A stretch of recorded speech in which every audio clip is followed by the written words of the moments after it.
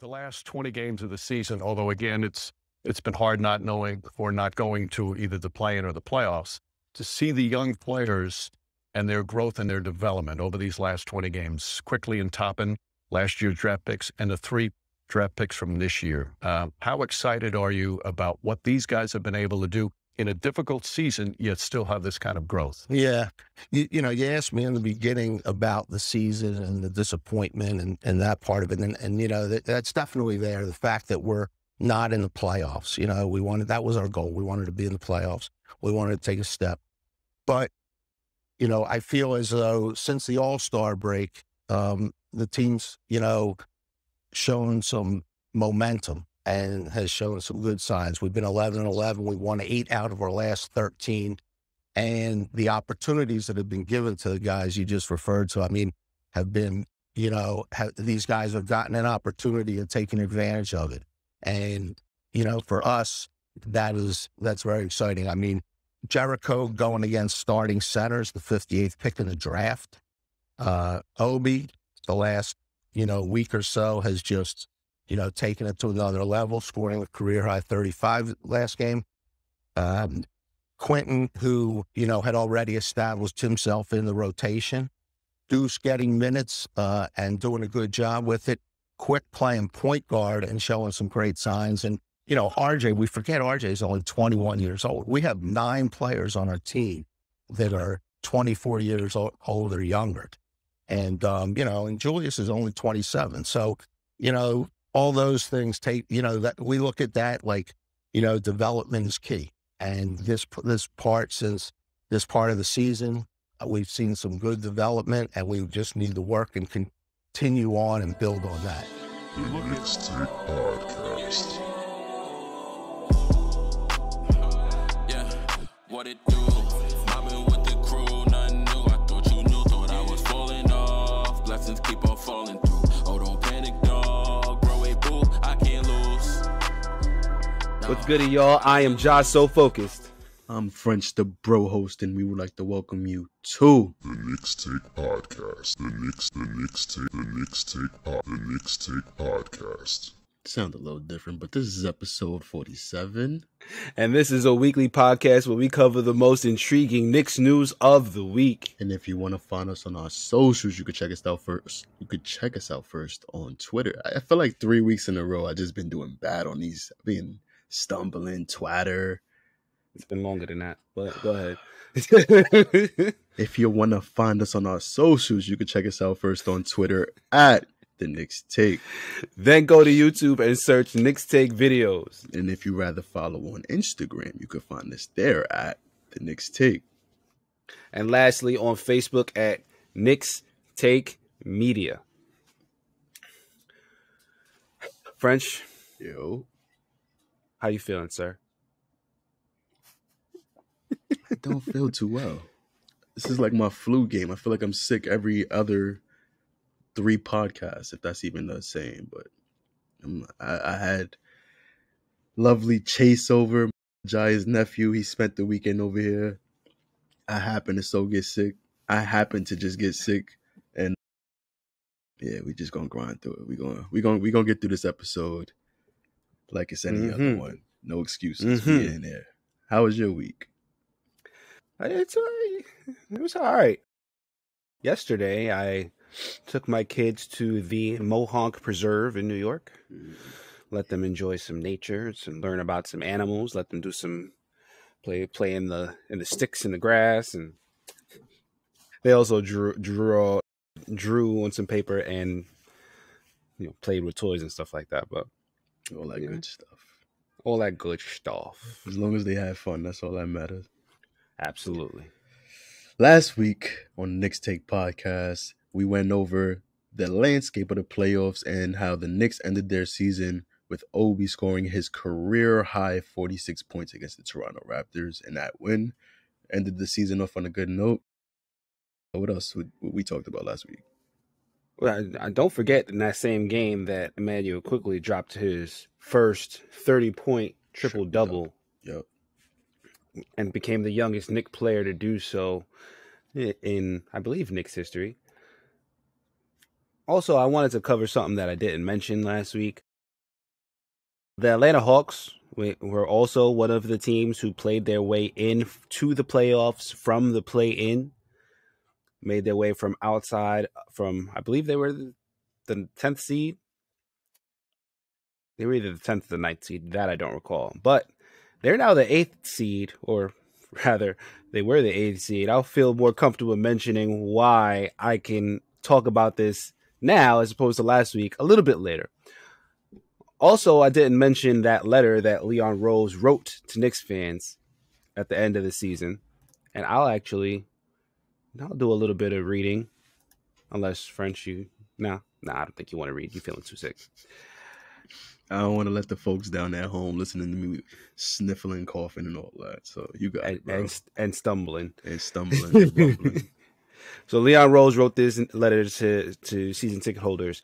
To the best fans in the world, as we enter an offseason that will provide opportunities to build on the team's momentum down the stretch, I want to say thank you for your unrelenting commitment to our franchise as a Knicks season ticket member. Off the hardwood, navigating the pandemic over the last 2 years has been a challenging time for all, New Yorkers especially, and I want to thank you for sticking with us. You are a most valuable member of our Knicks family, and we appreciate your loyalty, support, and passion. The 2021-22 season did not end the way we would have liked, but it will serve as an integral learning experience for our team. When I arrived at this organization just over 2 years ago, I shared with you my commitment to building a winning, hard-working group worthy of your support, while emphasizing player and team development. These commitments remain true to this day, and I am particularly proud of the growth, improvement, and fight of our young core this season. We currently have 9 players 24 years of age or younger, and 8 players who are still on their first contracts. We recognize this team build will be a steady climb, but there are real examples of progress and success, especially from our young core, that we can acknowledge and celebrate. Just want to pause in the middle of the letter just to just talk about how the emphasis of The young core. the letter so far is on the young core, on the fact that this is a commitment to building a winning, hardworking group worthy of your support, and emphasizing player and team development. So I'm going to head back to these last 3-4 paragraphs. In our ongoing commitment to deliver winning basketball and culture to you and the city of New York, we will continue to strategically utilize the valuable assets we have at our disposal. We possess 13 draft picks in the next 3 years, 4 in the first round and 9 in the second, providing us with a variety of ways to improve our team and complement our young core. We have worked hard to maintain financial flexibility, which is a key factor to developing success in this league, and we are backed by tremendous support and resources from ownership. These are all vital ingredients needed to manufacture a winning team. Our coaching staff is at the heart of our young core's development and confidence to compete at the highest level, as well as our vets' ability to produce in their roles. We have seen multiple players take leaps over the last 2 seasons under Coach Thibodeau's tutelage and commitment to playing the right way. We plan to build a winning culture thoughtfully, and we have the means to do so through the players and assets I outlined above. The future of New York Knicks basketball will be exciting, and I will continue to work relentlessly to make this team one you can be proud of. I look forward to seeing you back at the Garden next season. Leon Rose, president of the New York Knicks.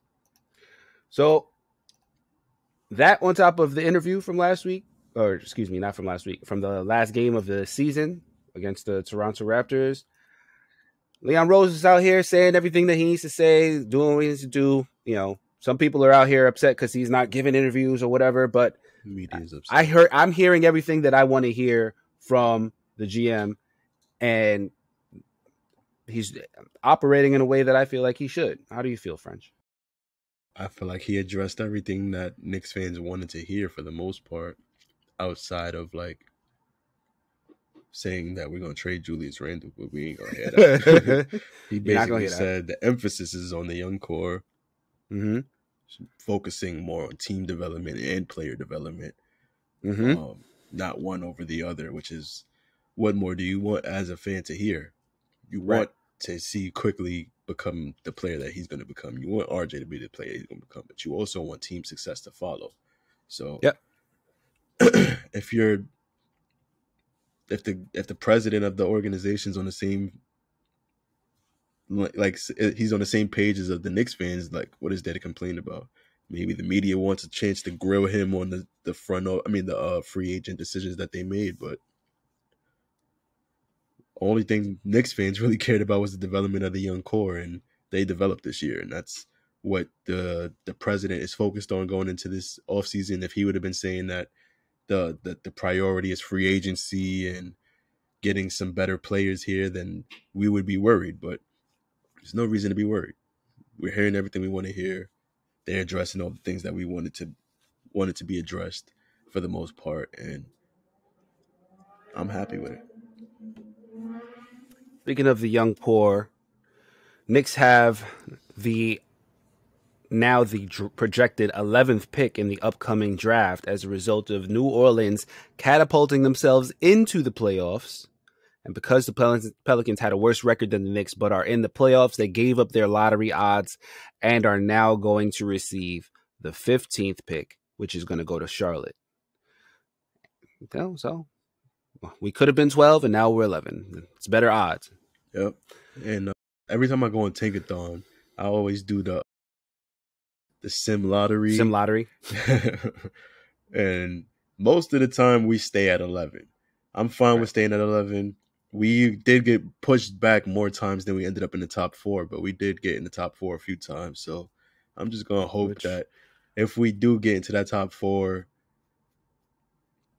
we end up, like, I don't even have a preference. If we get 4, I'm happy. 3, I'm happy. 2, I'm happy. 1, I'm happy. All 4 of those players I'd want to see on the Knicks. Some more than others, like Paolo. I'm a big Paolo Banchero fan. Chet, I'm a big fan of his, but he does need to gain a lot of weight, but it doesn't seem to hinder the player that he is and the player that he's going to become. So I'm perfectly fine replacing Mitch with Chet, if that's a possibility. I like most of the players in the top 10, and there's maybe like a few players that I do want us to draft if we do stay at 11 or 10 or 12, I mean. But we'll talk about that later. We'll talk about that, yeah. Or in a very special episode, who knows, in the next few weeks. Yep. All right. So we're going to go from that to offseason needs and free agency, areas that the Knicks absolutely need to fill. But before we actually talk about that, let's discuss that the Knicks need to look into getting rid of some of these veterans. Nerlens Noel, Alec Burks, Derrick Rose, Evan Fournier, Taj Gibson, Julius Randle. No particular order. Doesn't need to be all of them. Does need to be most of them, though. Even if we don't get rid of them, even if we bring every single player back from this year to next year, there needs to be rotation. A big shift in the rotation, for sure. Fournier coming off the bench is an asset. I'm going to talk about that more later in the episode. Like, Randall, maybe he's one player that just does not fit because there's no possibility where he comes off the bench. But outside of that, everyone else, I really don't have a huge problem with them staying, even Nerlens. I don't have any problem with any of them staying at all, but the problem is that the reason that they're on this team more than any other reason is because they're tradable. Yeah. So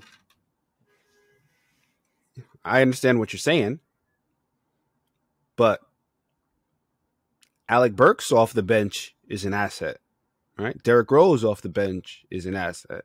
Every single one of these guys off the bench is an asset, and every one of these guys could also start and be an asset in the right role. And then if you want to focus on the future, RJ Barrett, Obi Toppin, Emmanuel Quickley, Cam Reddish, Quentin Grimes. Deuce. There's just not enough spots in the rotation to do all of that with all of these guys. If you keep all of them, somebody, actually more than one, is not going to be able to get significant minutes out of our youth. So that's why the Knicks need to look into getting rid of some of, if not most of, or all of the veterans. So if we are able to get rid of Julius, Knicks need to look at getting bigger, right? We need to either keep Mitchell Robinson, who is going to be that's probably the top two consideration for the Knicks. What's going to happen with Mitch, right? Either keep him or look for a good partner for Obi at the 5 spot. Point guard is going to be a spot that the Knicks should at least look into for a quality starter, with the key word being quality starter. Knicks also need a wing that's going to accentuate RJ Barrett's positives and cover up his negatives. That's something that I don't think Evan Fournier or Alec Burks does particularly well. I think they do some of that, but we need a good defender next to RJ, and we need somebody who plays well off of the ball and doesn't need the ball in their hands. Alec Burks needs the ball in his hands just a little bit too much. Evan Fournier doesn't necessarily need the ball in his hands, but he can't defend worth anything. So we need somebody who can bring the best of both worlds into that starting lineup. You got anything that you disagree with there, French? Yeah. I do see the need for a point guard starter to come onto the roster, but there's only really one prospect in the NBA who's going to be a free agent this summer who I would even entertain as being that player. And if it's not him, I don't really see a need to pick up another point guard. We have Deuce, we got IQ, and we got D Rose. That's more than enough for me. And if an injury happens during the season, I'm sure there's going to be a point guard on the waiver wire that we could pick up. That's not going to be a huge significant impact to our cap space. We could probably draft a point guard better than the point guard option that we would have. Why you like to argue with me and then say the exact same thing I just said? Didn't I just say we just need a quality starting point guard? All right. You just said a whole lot of the same thing as what I just said. Yes, but if we that's why I'm saying it's not a huge need. Like a point guard for me, if we don't address in the draft and if Jalen Brunson isn't available, I don't feel like we need to really sign nobody. So that's what I'm saying is not. That's the one part where I disagree with. And since you started talking about free agency, which I think you're leaning a little bit too much into the free agency aspect, but let's talk about it. Let's talk about who the target free agents for the Knicks would be. Yeah, let's talk about that. Well, me personally, I don't know if Leon Rose would even look toward these guys, but my opinion, I think these guys would fit onto the roster. Obviously, Zach LaVine, he's going to be an unrestricted free agent. And if you want to replace the shooting guard Fournier role with someone who's a solidified star, yeah, Zach LaVine's not going to be the face of the franchise or anything like that, but he's definitely going to be an all-star for the Knicks. I feel like he and RJ would fit together well. IQ and Zach LaVine together in the backcourt would be a nice, formidable backcourt. He just would have to focus more on defense. But that's just the dream scenario. I'm not really expecting that to happen. I'm more so leaning towards guys like Dwight Howard, Gary Payton II. These are guys that we could get to just shore up the defense. In a case where Mitchell Robinson doesn't come back, we got Dwight Howard to come off the bench for Jericho Sims. And I think Jericho Sims is going to make a big leap this summer. And he's super athletic. He's strong. He would learn so much under a guy like a Dwight Howard. So that's why I would lean more towards him in the free agency. If not Dwight Howard, maybe a Bismack Biyombo, guy who's been around the NBA for many years, had a crazy playoff performance that got him a big contract back when he was in Toronto, and then later left for the Charlotte Hornets. I think he's shown that he's still got something left in the tank, as you see on Phoenix. And I think he would be a good mentor toward Jericho Sims as well. Last but not least, Jalen Brunson. If he's gettable for the New York Knicks because Dallas wouldn't want to pay him as much as he deserves, and we've seen him drop a 40-piece when Luka wasn't even in the lineup in the playoffs. Got the Dallas Mavericks a 2-0 lead with him, Dinwiddie being the two main scorers. So I think his play style would mesh so well with this lineup because he just has a real solid pedigree. He's a solidified point guard. He has great IQ. You're not gonna rush him to do anything. You're not gonna speed him up or slow him down. He's gonna get to his spots. And he's young. He's a 25-year-old point guard who hasn't really gotten an opportunity on Dallas except for this year on the Jason Kidd. And I think he would just step right into New York and fit right in. That's just my opinion. What about you? What are your dream free agents for this year? I mean, I pretty much would like to see everybody that you said. Only thing is, the only realistic prospects that I'm seeing are Jalen Brunson, Colin Sexton, and Mo. If Orlando's willing to trade him, maybe I don't know if I want Mo Bamba. Maybe DeAndre Ayton, if he's done with Phoenix after they failed to pay him. The one reason I didn't list DeAndre Ayton is because he's on Phoenix. But if we were going to miss out on Mitch and we were able to sign DeAndre Ayton, we would not be complaining at all. We would be extremely happy as Knicks fans. And I don't know. What was you about to say about Mo? What was you about to say about Mo? Oh, I'm just saying I don't see it in Mo no more. Like he could shoot, but he's not starting center quality for New York at least. I don't think he's going to be a starter here. If anything, he'll probably be a backup. And I'm not sure he does the things that Tibbs wants to see from a center enough to even get time on the court. So I don't know if we would trade a first-round pick for him because that's what Orlando's saying that they would want. For Mo Bamba? No, They're not going to get it first round. I mean, maybe. We could give him one of the Dallas first. So, like, the Knicks have 4 picks over. If you listen to what Leon Rose said, the Knicks got 4 first-round picks in the next 3 years. We can give up 1 if we need to. And I think Mo Bamba would fit, especially if he comes to that early practice for Tom Thibodeau and figures out how Tibbs wants him to operate. I think Mo would work well with Tibbs. He's a rim protector. He's got his shot blocking numbers.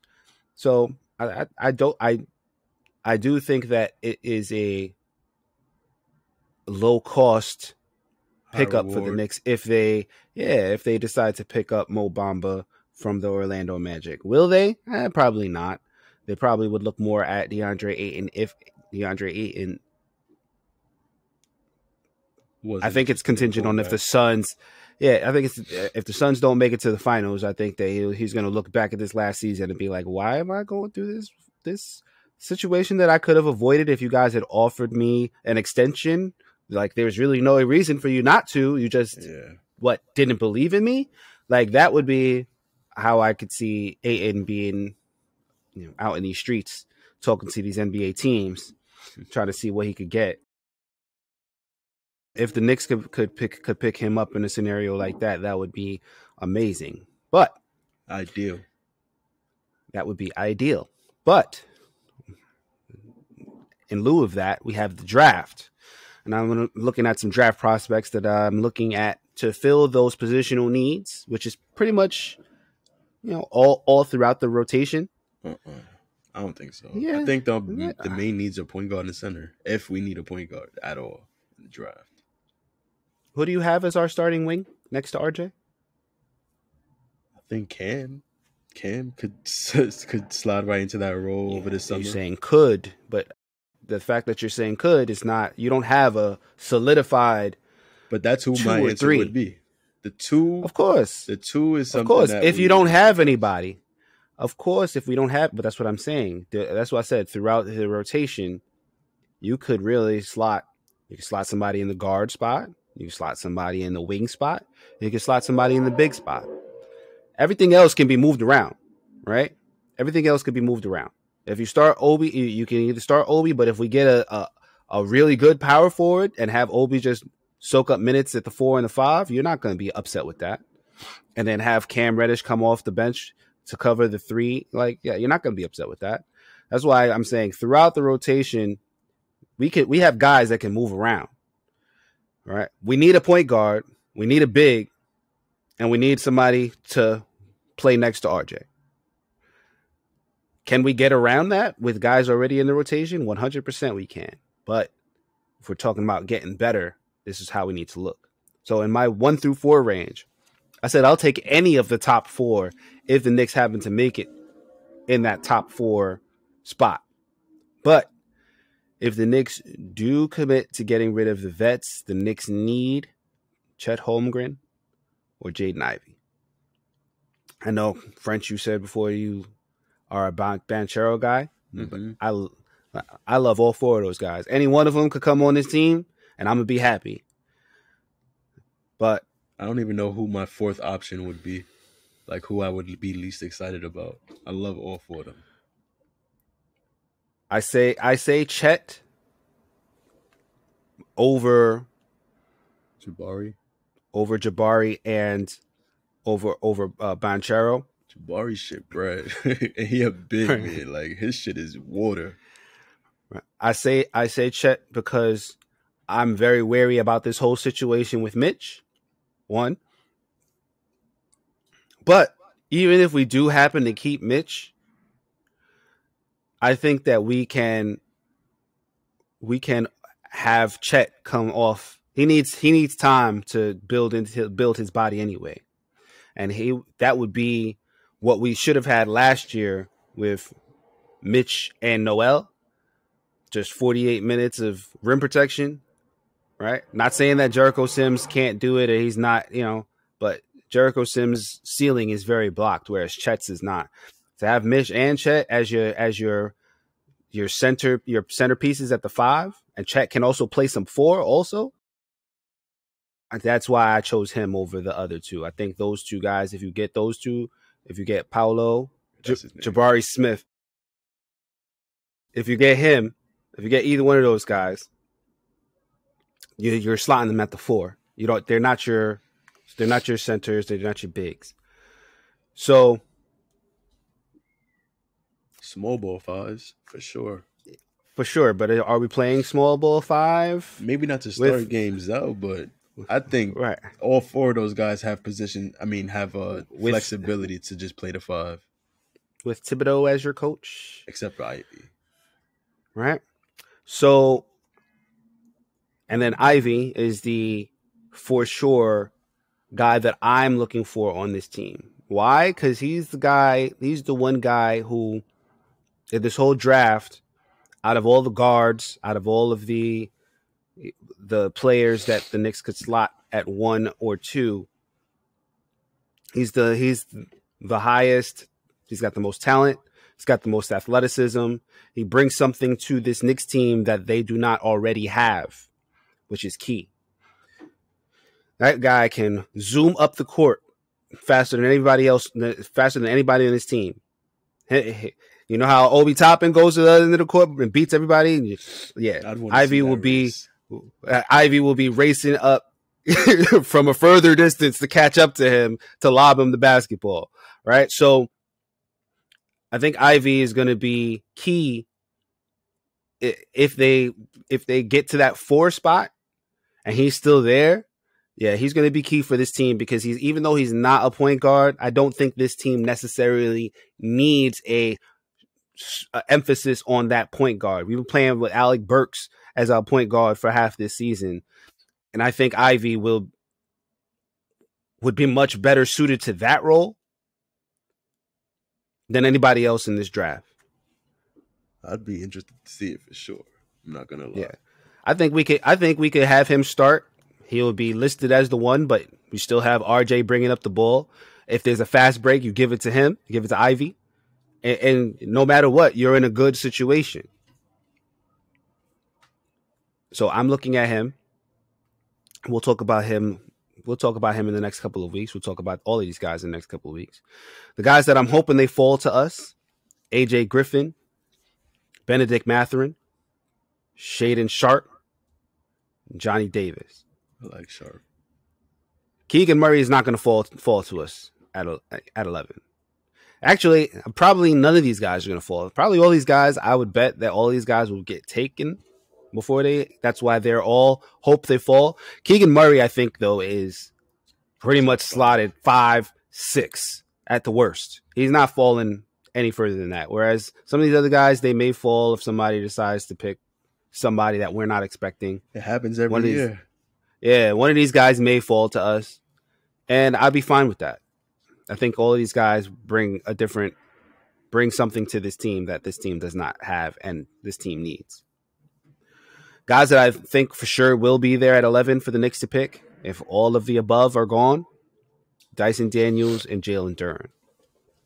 I see a lot of places got other guys listed as going to the. I don't think the Knicks pick them.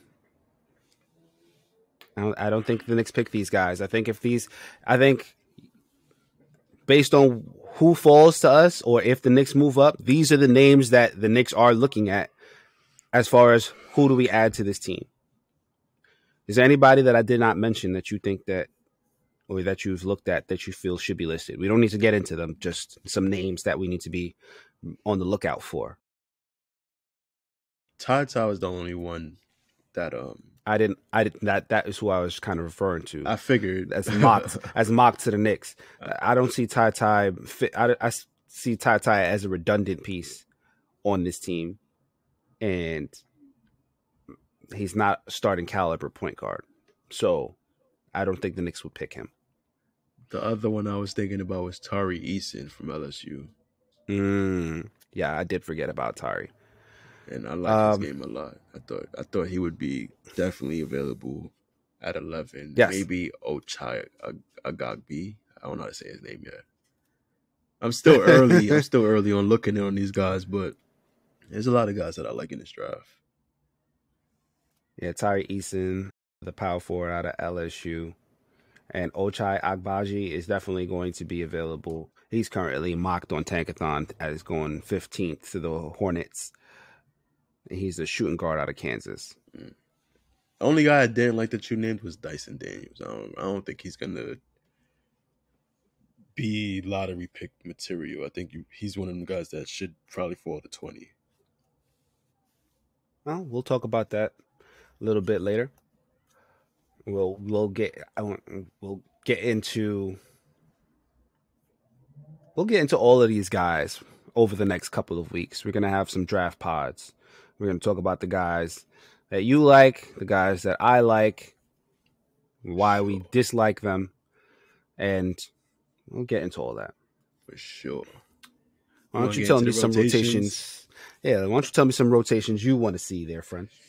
Next season, if the roster is not too different, the only thing I really expect out of this starting 5 unit to change is probably just Randall and Kemba Walker, or if you want to say Alec Burks since he closed the season. My ideal role would to have Jalen Brunson come in, take over the starting unit. Take over the starting point guard role. If not IQ, either one of those two are fine with me. And Obi should be coming into the starting lineup as well. I'm not going to be completely upset if Fournier stays in the starting shooting guard role because I feel like Quickly and Evan Fournier have developed some chemistry since last year. And Brunson, he's always going to find the shooters who are hot. And I feel like that's what we've been missing all year. So we really have not seen the best out of Evan Fournier yet, as crazy as that seems, because he's had pretty good games this year. And he hasn't had a point guard to exploit him. The most he's had is Julius Randle setting him screens and passing him the ball to get him some shots up. And he would exploit mismatch and create his own shots. If he could do all that plus get set up for open threes, I think he can be very useful as a starting shooting guard. The bench unit, I feel like, should be where the most change is, since IQ and Obi both will be getting that step up role into the starting 5 unit. I wouldn't be mad if IQ took Fournier's shooting guard role in the starting 5 unit if we was to sign Brunson. So I think Deuce McBride, Quentin Grimes, Cam Reddish should most definitely be in that bench unit, with whether we sign big man, Biyombo, Dwight, maybe a JaVale McGee, somebody like that. If we don't re-sign Mitch, if we do re-sign Mitch, I want to see Jericho Sims be our backup big man, and Nerlens Noel's probably going to have to just sit out the year. He only would play if one of our big men get hurt. So the rotations for me, I don't really expect much change. I just want to see Deuce, Cam, Grimes on the bench unit, IQ, Obi in the starting unit, and that's about it. No Randall. Don't want to see Randall next year. What about you? What type of rotations you are hoping to see next year? So I basically have a starting 5 of Brunson, Dyson Daniels, just as a placeholder. I think whoever the Knicks draft is going to be in the starting lineup. That's just how I feel. I'm not entirely sure if that's the case. Even at 11? It's really going to be dependent on Tom Thibodeau, but yeah, even at 11. I think that whoever the Knicks pick, it's going to be somebody that they absolutely love. And if they don't absolutely love them, they're going to trade back. If they trade back, then that's tough. I'll have quickly move up to the starting 2. So, but otherwise, Brunson, Dyson Daniels, RJ Barrett, Obi Toppin, Miles Turner, bench unit quickly, unless he's moved into that starting lineup. Grimes, Reddish, Jericho Sims will be the 4-man backup, with Deuce McBride playing spot minutes, unless quickly moves up into that starting lineup, and then Deuce will be in the bench. Will come off the bench. No, I'm mad at that. I'm assuming we trade Randall for Turner. Well, this is assuming that we just get rid of everybody. Because notice I didn't say Fournier, didn't say Nerlens Noel. Burks. I didn't say any. I didn't say Burks. I didn't see anybody. This is basically all young guys in that bench unit, and all young guys in that starting unit. That's what I would like to see. Are you going to see it? If we trade for Miles Turner, or if we trade for somebody who's, if we do a sign and trade for Ayton, if we get somebody somebody of certain quality at the 5, I think they might be like, okay, cool. We'll have one guy starting who's really good, and then we'll figure out the bench unit after that. But that's what I'd like to see. That's not a rotation that I expect we will actually see, though. If we sign Levine, it's quiet for all that extra shit. We're not signing Levine. I'm just saying. We're not signing Levine. All right, the Bulls. Let's get into. We're done with this, right? Yeah. With the draft and all that. So let's talk about what's going on in the NBA before I say what I'm about to say about the Bulls. Mm-hmm. The first round of the playoffs are now over.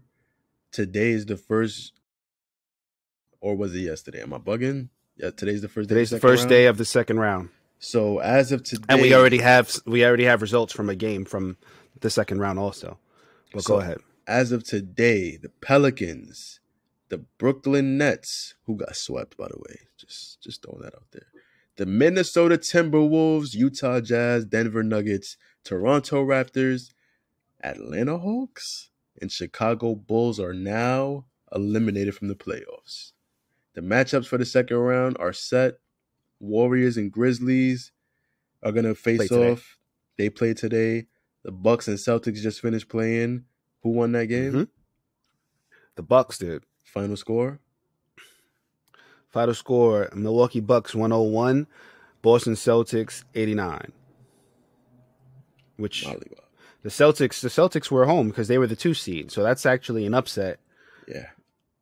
Already. So, can it be an upset if you're the defending champions though? I don't know. If you ain't the number 2 seed and you lost at home, it's an upset.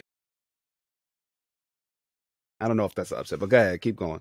The 76ers are going to face off against the Miami Heat, and the Phoenix Suns will be facing off against Luka Doncic and Minnesota, the Dallas Mavericks. The New York Mavericks. So anyways, I don't think that fresh off of the playoffs where you were the 1 seed at one point and you free fell all the way down to 6 and matched up with the defending champions while you're beat up, basically. Since you free fall, since a couple of your guys fell out of the rotation because they were hurt, they were injured. I don't think that's enough for Zach LaVine to be like, yeah, I'm gonna get up out of here because we're not going nowhere. He was already going to leave. Remember, he tried to sign with Sacramento when he was restricted? Because he never even made it to the playoffs, if you recall. Now, Zach LaVine felt like he was in a place where there ain't nothing getting done. And now they made, he's playing next to guys that he's going to be in the playoffs. The Bulls are going to be in the playoffs next year. Like, that's not a question. The Bulls are going to make it to the playoffs. Are they going to be 1 seed? Are they going to be 6 seed? I don't know. But I think that there's enough rotation and there is enough roster mix-up for him to be like, I'm going to stick around and see what are we going to do here. We happen to match up against the defending champions. We took a game. Like, we can't... it was a gentleman's sweep, but I think we could do better. I think we're not gonna finish with the same record that we did this year. I don't think we're gonna finish that way next year. I think we're gonna move up, and I think he has good reason to believe that. DeMar DeRozan's on the team. It's a good roster. DeRozan is 32. Did he play like he was 32 this year?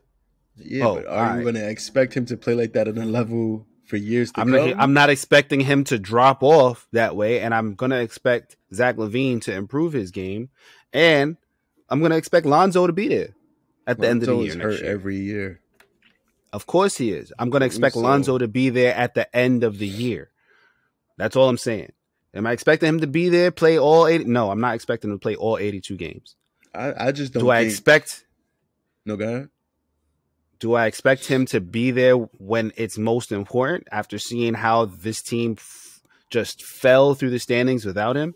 Yeah, I think that they know how important he is, and I think they're going to do something to address when he's out. Who are we going to slot in that spot? And if they do that, it's going to be a different year. I just don't see championship ceiling with the Chicago Bulls with that. Oh, I don't either. Don't get me wrong. I just is Zach LaVine going to go to the Knicks talking about we're going to win a ring? No, that's not what I'm saying. I'm saying it's not guaranteed that he's going to stay in Chicago because they just a good team. I feel like the Knicks are going to be a good team as well, and they have young players who are developing and they building the entire core around the young players rather than guys they traded they whole young roster for. And we got draft picks to make more moves. So if he was to come next year, we in a better position to get to a championship team than Chicago is, I feel like. If next year were this year, and the Knicks next year have already shown that their young players are good, and you can make a championship team with them as the base, yeah. But there's a lot of unknowns with this team. Whereas there's not really that many unknowns. There's not that many unknowns with Chicago. You're taking a leap of faith if you were to come to New York. And I don't think Zach LaVine is willing to take that leap of faith. He was willing to leave Chicago because he saw a team that wasn't going nowhere with his talent. He already announced that he's going to approach free agency open-minded. So I'm just saying, he's ready to explore. Of course he is. We ready to give stories and tell you everything that's going on with our organization, tell you everything that's going on with our young guys, tell you that the ceiling is over here for us. We preparing to get to a point in the Eastern Conference where we want to be the powerhouse team of the East based all around our young guys. I see that coming.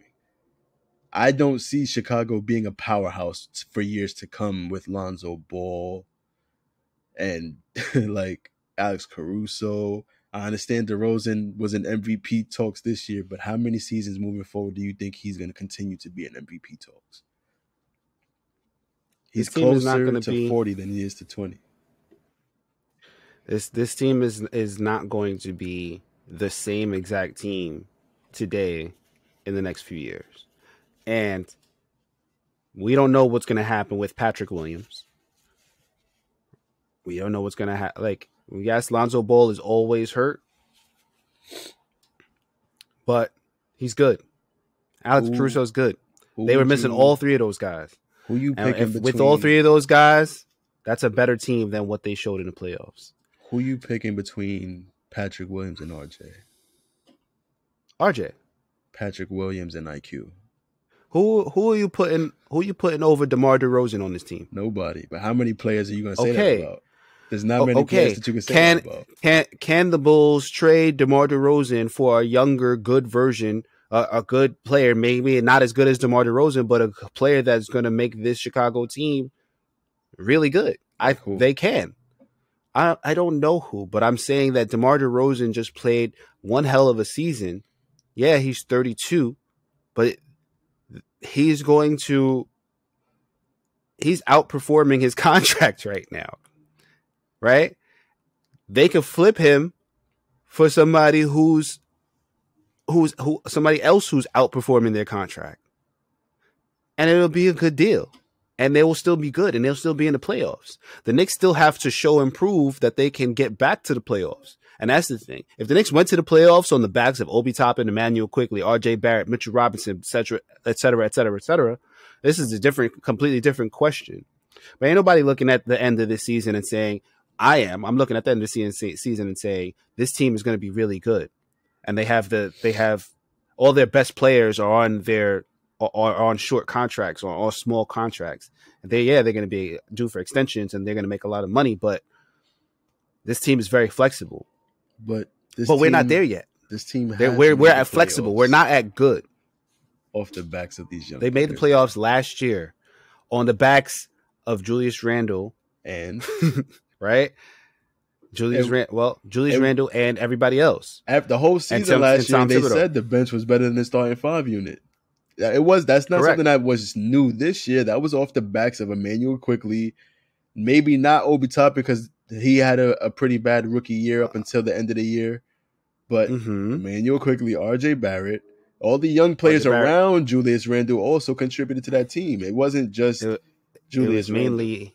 It was mainly Emmanuel Quickley and RJ Barrett, mainly. And this year, the reason we didn't make the playoffs is because we didn't give the keys to the young guys. And I'm pretty sure this whole season, anywhere you look of people talking about the Knicks, they talking about how the second unit is still better than the first unit. That's an opinion. We could say the reason that we made the playoffs last year and didn't make it this year is because Julius Randle was not the same player. And you can leave it at that. And you would be right. All right? You would be right. We didn't miss the playoffs by that much. Like, let's be honest. Let's be clear. We didn't miss the playoffs by that many games. So,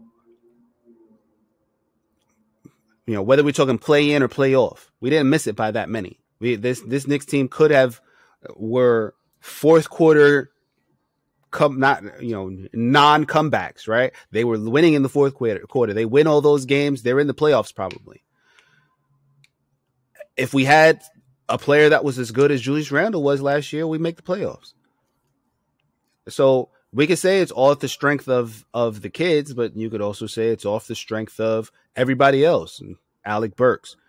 If Derrick Rose is playing, Derrick Rose. If Nerlens Noel was playing, Nerlens Noel. Like, those two guys were guys that helped us get to the playoffs last year too. They weren't there this season. We could say that we didn't make it to the playoffs because they didn't play. Yeah, but each of their presence wasn't it wasn't missed. Nerlens Noel's presence was not missed all season long. We had Mitch, and if Jericho Sims would have been playing more, then a lot of Knicks fans believe we would have been a playoff team. We didn't finish out a lot of those fourth quarters, not because we didn't have Julius Randle from last year. It's because Julius Randle started playing like an asshole this year. taking stupid ass shots, going at the fans, not being in the team philosophy like he was last year. That's the reason that we didn't close a lot of these games out. He had a lot But of high scoring games and he still averaged 20 and 10, but he wasn't the same player. And we didn't even need for him to be the same player. We needed him to be just a consistent player. And he was just consistent. Those stupid shots that he took were the good shots that he took last year, right? He was hitting those shots last year.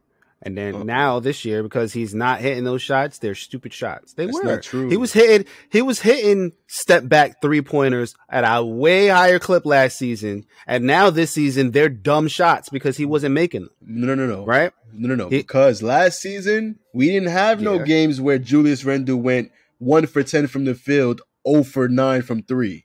And that's what he was doing a lot. No, because that's not stupid shots. That's him not being the same player that attacks the rim. He's only settling for threes because we play in the Orlando Magic and we get fucking cooked by them and we lose that game. That was not happening last year, and that's not a result of stupid shots that was going in last year that wasn't going in this year. It's a difference in philosophy and how he approached the game every game. His shot diet cost us the season. His shot diet last year was worse than what it was this year. He was attacking the paint and the rim a lot more this season than he was last year, which, it doesn't feel that way because he's missing more shots this year. And all we want him to do is get to the rim more. He did get to the rim more this year than he did last year. And I'm not saying that. He wasn't, and he still wasn't really great at that. He was good. He should have done it more. But the thing is, those bad shots where he's 1 for 10 and then he's still taking step back threes and doing dumb shit, he was doing that last year and he was successful. That's all I'm saying. Difference, but because you're addressing something I'm not really saying. Yeah, he attacked more this year because he could not make a fucking three. Of course he attacked more, and he should have attacked more because of that, and he wasn't, is what I'm saying. His shot wasn't falling. He was still shooting a bunch of threes. Just because he attacked more this year does not mean that he took better shots than he did last year. It just means that last year his threes was falling more, so he didn't need to attack as much. He had a good diet of shooting in the mid-range. He was the leader and he led the NBA in mid-range shots from the right corner. He didn't do nothing close to that this year, so yes, he should be attacking the paint more because that's where he would be more successful at.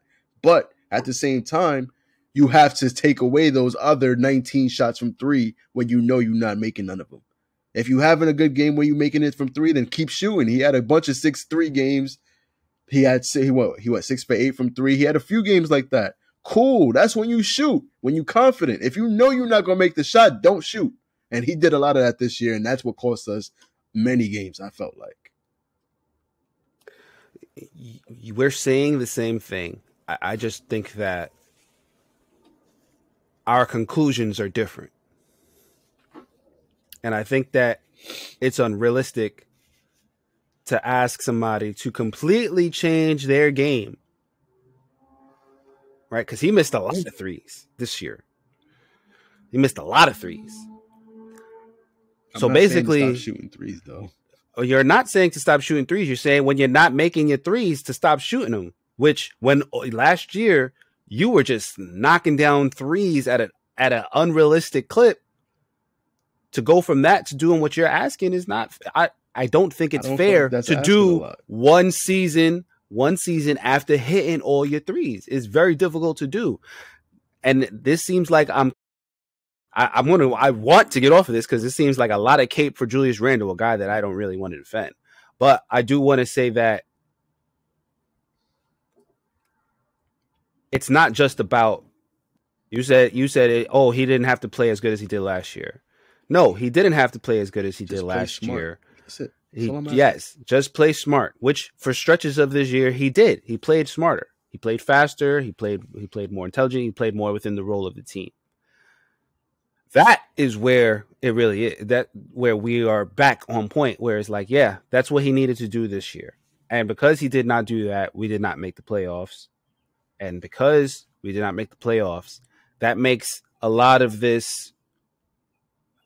perception about this team, to bring it back full circle, not the same as the perception as we view this team, with a high ceiling, with a good outlook on the future, with players that are going to be very good players and star players in this league. Nobody's viewing us like that, especially now that, especially with Obi Toppin and Emmanuel Quickly, with the games that they had in the last weeks of the season, because it's at the end of the season. Nobody's really respecting that. I'm respecting it for my own reasons, but I also am aware of what other players are looking at, what other players are seeing, what other teams are seeing, and how this is still an unknown commodity.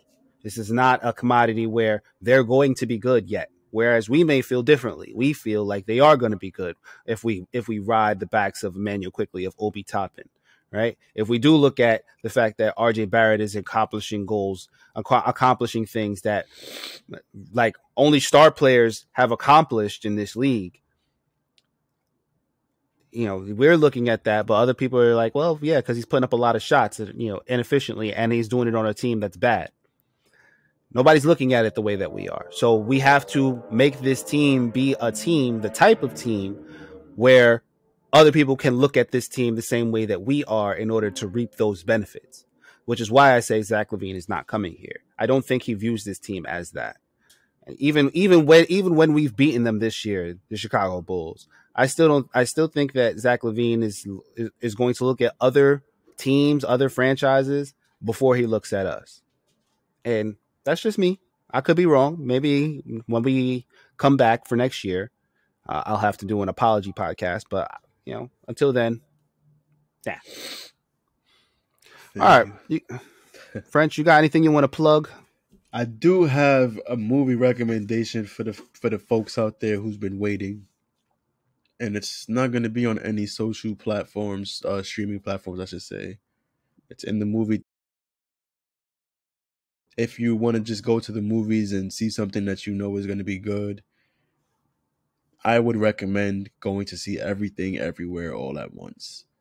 It's one of those movies that likes to play with multiple realities, but in a very sort of realistic way, centered around an Asian family. If you don't like following movies with subtitles, then I wouldn't recommend this, but everything I watch has subtitles because I'm blind, first of all, and I'm deaf, so I gotta wear glasses when I go to the movies. So and I love to just see subtitles.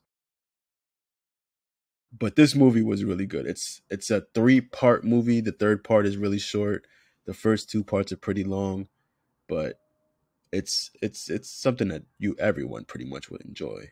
If you're in a theater that's full, you're gonna hear a lot of reactions from this movie. So I don't want to give too much to spoil it. Just go out, watch that movie, and enjoy yourself. Have a good time and enjoy the movies. The movies are still a good place to go and visit. I love the movies. I need to go take myself on a movie date one day. You seen that Batman, right? Nah, not yet. Oh, you playing? Not yet. I haven't had. It's not a good time for me right now. You got HBO? I can probably watch it right now before the kids come back, but outside of that, I don't really have. I really haven't had the opportunity. Watch it today. As soon as we done recording, you're gonna throw that movie on. Movie is good. All right. Once again, please hit the like button. Hit that subscribe button. Make sure you leave some comments. Make sure you shout us out. 5 stars, whatever it is that you're looking at us, watching us, listening to us. Give us those props, all right? And share this amongst other Knicks fans that you know. Yeah, we're on Twitter. We're on Instagram. We're on TikTok. We're on Facebook. We're everywhere. YouTube, everything. Spotify. All right. Once again, thank you guys for listening to The Knicks Take Podcast. The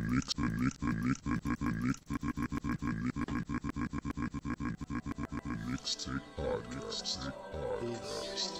Peace. That intro music was Broadway Boo by Gotti B, formerly known as Bugatti Blade. You can find us on Twitter at The Knicks Take. You can also find us on Instagram, Facebook, and YouTube. Thank you for listening.